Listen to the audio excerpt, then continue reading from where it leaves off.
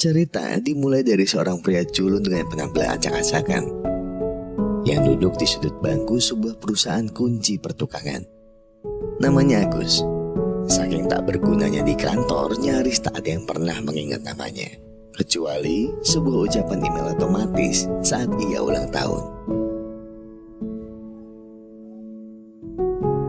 Hingga suatu pagi, saat dia gabut karena tak ada yang butuh bantuannya, datanglah seorang bidadari cantik yang memintanya untuk memperbaiki komputer yang rusak.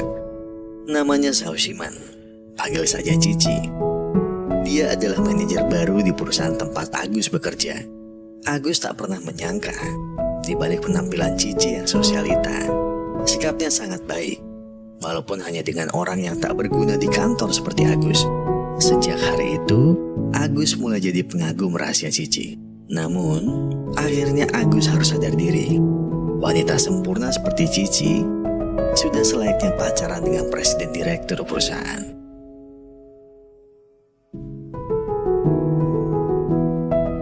Suatu pagi, presiden perusahaan itu mengumumkan bahwa tahun ini timnya bekerja dengan sangat hebat. Dan sebagai bonus, seluruh tim di kantor mendapat hadiah untuk liburan ke luar negeri, tepatnya ke Finlandia. Agus pun melihat senyum Cici yang merekah pagi itu. Hingga suatu pagi, Agus mendapati presiden direkturnya datang menyusul liburan ke kantor itu dengan membawa anak dan juga istrinya. Agus pun sedih karena dia melihat fakta bahwa Cici ternyata selama ini hanya dibohongi. Dan benar saja, malam harinya Agus tak sengaja melihat Cici duduk berlinang air mata di tengah gelapnya malam penuh salju. Saat Agus melanjutkan jalan-jalannya, ia melihat seorang tour guide yang menjelaskan sebuah aplikasi pendeteksi aurora. Dia pun mendapat informasi bahwa aurora tak akan pernah bisa ia lihat dari Helsinki. Satu-satunya cara untuk melihatnya adalah dengan cara pergi ke ujung utara Finlandia. Dan sejak malam itu, permohonan Agus hanya satu. Ia berharap bisa bersama Cici walau hanya 1 hari saja. Tak terasa 1 minggu sudah liburan kantor di Finlandia berlalu. Hari ini semua staf kantor harus kembali ke Cina. Namun Agus tak melihat Cici mengemasi barangnya di bis. Hingga saat akan masuk ke bis jemputan, Agus melihat wajah Cici yang murung dan enggan ikut bis jemputan. Agus pun akhirnya memantapkan hati untuk tak ikut rombongan dan mencari Cici. Agus tak peduli badai salju yang menerpanya. Hampir 20 jam, Agus dan puluhan kru tim SAR mencari, namun tak juga membuahkan hasil. Hingga saat cuaca makin memburuk, tim SAR akhirnya menemukan Cici tergeletak tak sadarkan diri. Pagi harinya, Cici terbangun di rumah sakit. Untungnya ia hanya mengalami gegar otak ringan. Cici tetap bisa mengingat memori jangka panjangnya. Namun, ia tak lagi bisa mengingat memori pendeknya. Bahkan dia tidak tahu bagaimana dia bisa di Finlandia. Tapi kata dokter, memorinya akan kembali setelah 24 jam. Kekhawatiran Agus pun sirna, seakan ini adalah doanya yang terkabul. Setelah keluar dari rumah sakit, Agus pun berbohong dan mengaku bahwa ia adalah pacar Cici. Namun Cici tak mau percaya begitu saja. Ia pun langsung menelpon ibunya dan menanyakan siapa pacarnya. Namun untung saja HP Cici langsung mati. Cici pun menanyakan apakah ada bukti lain foto berdua dengan Agus. Namun Agus berkilah mereka tak pernah foto berdua karena Agus tak suka difoto. Cici pun makin gak habis pikir, kenapa bisa pacaran sama orang culun kayak begini. Walau terdengar agak wagu, Agus mulai memanggil Cici dengan panggilan sayang. Ia pun mulai menunjukkan lagi peta destinasi yang ingin Cici kunjungi, mencoba menghiburnya dengan naik kuda-kudaan, bahkan sampai membawa Cici membeli CD lagu favoritnya. Di kepala Agus sekarang, ia hanya ingin bahagiakan Cici sekuat yang ia bisa. Cici justru merasa risih dengan semua yang dilakukan Agus. Cici tak pernah ingat kenapa dia mau sama cowok semampusankan pria ini. Hingga akhirnya, Cici pun berkata bahwa ia ingin putus dengan Agus. Sungguh malang nasib Agus. Seakan menyesali semua sikap kasarnya pada Agus, Cici mulai masuk ke dalam kehidupan Agus. Mereka makan berdua di sebuah restoran. Tapi melihat harga makanannya yang mahal, Agus terpaksa ikut promo yang mengharuskannya ciuman dengan pasangan. Karena tak berani mencium Cici, Agus memilih untuk I take a picture with this fine young man. Cici pun mulai merasakan cemburu pada Agus. Dengan wajah malu-malu, Cici pun ingin melanjutkan peta destinasinya bersama Agus.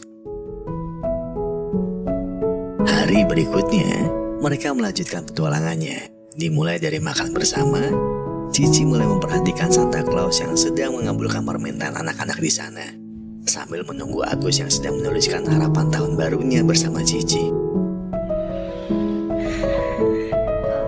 你不打算买点纪念品吗？这是一场精心维护的谎言，我们就别。 Agus mulai menceritakan semuanya tentang bagaimana ia berkenalan dengan Cici. Sejak memperbaiki komputer, menyiapkan lagu favorit Cici tiap ia ada di kantor, hingga Agus harus datang lebih pagi. Karena diam-diam, ia menyiapkan slot parkir agar Cici tak kebingungan. Cici pun hanya tersipu malu melihat semua perhatian yang dibuat Agus padanya selama ini.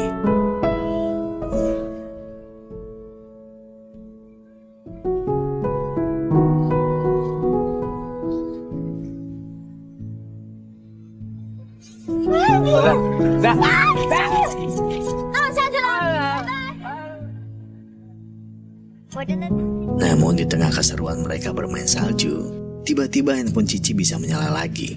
Ia pun penasaran dengan pria yang ada di wallpaper HP-nya. Dengan gugup, Agus langsung menjawab bahwa dia adalah tukang servis komputer kantor. Padahal dia adalah presidir di kantornya dan juga pacar Cici. Untungnya, Cici percaya begitu saja dengan apa yang diucapkan Agus. Di tengah obrolan itu, tiba-tiba handphone Agus berbunyi. Dan ternyata hari ini, tepat Agus ulang tahun yang ke-30. Dan surprise terbesar dalam hidup Agus pun hadir. 我去偷看哦。祝你生日，祝你生。许了什么愿？希望当你男朋友。 Doa terbaik di malam ulang tahun Agus adalah mencintai Cici walau waktunya terbatas. Sambil menyeka gugupnya, Agus pun akhirnya mengerti arti cinta yang sebenarnya. Sebelumnya Agus hanyalah sampah yang tak pernah berani mengambil resiko. Selama ini, yang aku tahu, hidup memang berjalan begini-gini saja. Kusam dan tidak berwarna. Namun kini aku mengerti, mengapa orang berani naik gunung Everest yang berbahaya. Kenapa aku tak pernah mengambil resiko untuk sedikit lebih berani. Tapi malam ini, aku akan melakukan hal yang paling berbahaya yang pernah aku lakukan dalam hidupku, yaitu jatuh cinta kepadamu.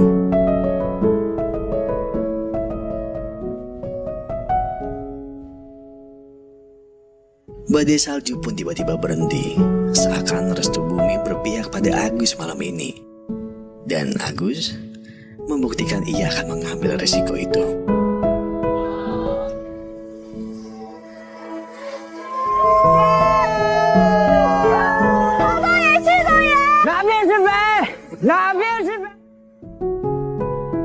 Karena begitu semangat, tali kendali kuda terhempas dan mereka harus berjalan di tengah salju yang dingin.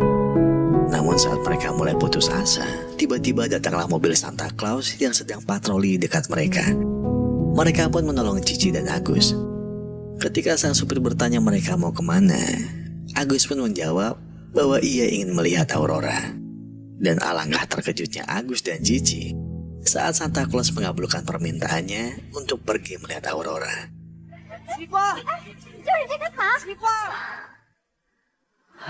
云层后面，我看到了。对极光学很灵的。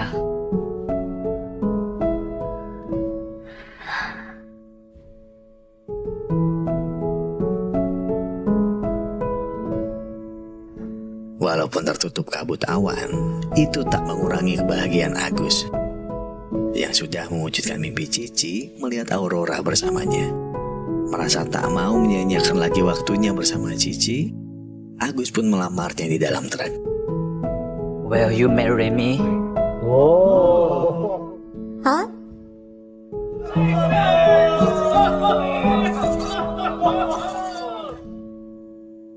Di dalam istana salju yang indah, Cici dan Agus pun saling memberikan cincin dari permen kesukaan Agus. Dan Siti beserta pemutar musiknya menjadi saksi seakan mas kawin mereka berdua. Kemesraan yang seakan tak ingin Agus lepaskan begitu saja. Akhirnya Agus pun menyerah dengan semua mimpinya. Ia tak mau lagi bermimpi lebih jauh. Agus pun perlahan menceritakan bahwa Agus adalah Agus. Pria yang ada di wallpaper handphone Cici lah yang tak lain dan tak bukan adalah Doveng, presiden direktur perusahaan mereka yang telah menjalin hubungan yang sebenarnya dengan Cici. Mendengar itu, Cici mengusirnya keluar. Dan Agus pun pergi membawa semua kesedihan untuknya sendiri.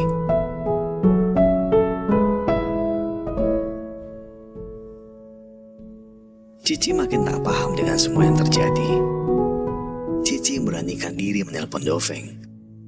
Namun betapa kagetnya ketika Doveng mentah-mentah memintanya menutup telepon karena ada anak dan istrinya. Cici tak paham jika memang Doveng pacarnya, kenapa ia sudah memiliki istri dan anak. Di sisi lain, saat Agus mengambil semua barang yang dibuang Cici, tiba-tiba Cici datang dan meminta penjelasan tentang semua yang terjadi. Akhirnya, Agus pun menceritakan semuanya. Sejak Doveng mulai mendekati Cici, di sanalah cinlok terjadi. Doveng beralasan jika hubungannya dengan istrinya renggang dan mulai mendekat pada Cici. Namun semuanya berantakan ketika rahasianya terbuka saat liburan di Finlandia. Istrinya ternyata hamil. Saat itulah Cici pergi dari hidup Doveng. Agus selalu ada di setiap peristiwa yang terjadi, bahkan saat Cici menangis sendirian. Sebenarnya Cici tak mengalami kecelakaan. Cici memang sengaja terjun ke jurang di tengah salju, hingga akhirnya Agus menyelamatkan Cici. Dengan berbalut air mata, akhirnya malam yang dingin itu terhangatkan oleh pelukan mereka berdua.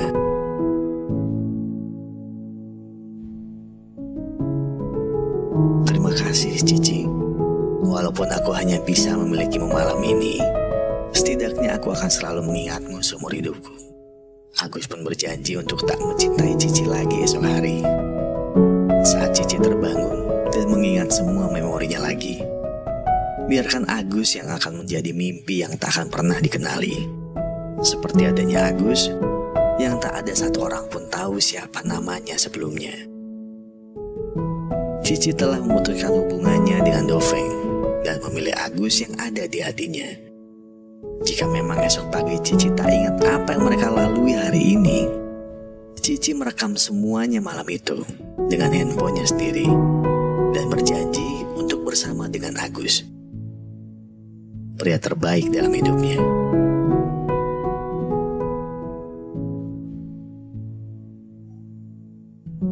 Pagi pun menjelang.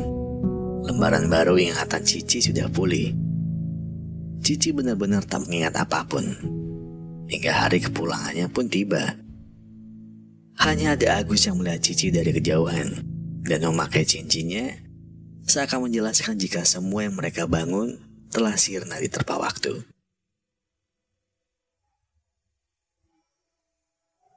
Beberapa hari berselang, Cici pun telah kembali bekerja.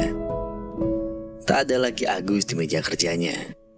Tak ada lagi pemuja rahasia yang selalu ada untuk mengawasi semua yang terjadi pada Cici. Agus telah mengundurkan diri dari sana. Yang Cici ingat hanya memori dalam komputernya. Hanya aurora dan kebahagiaan dirinya yang tak pernah Cici ketahui penyebabnya.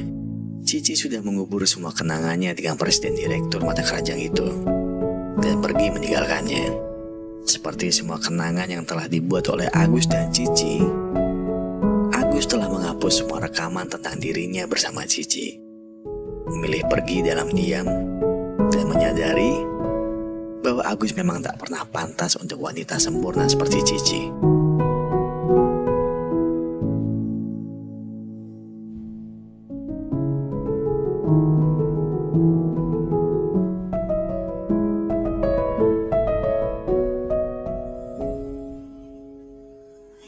说恢复不了。你给我一个恢复不了的依据啊！这个呀，跟储存介质是有关系的。硬盘就像是人类的大脑，可是大脑的褶皱还在啊，你应该都能理解。师傅，师傅。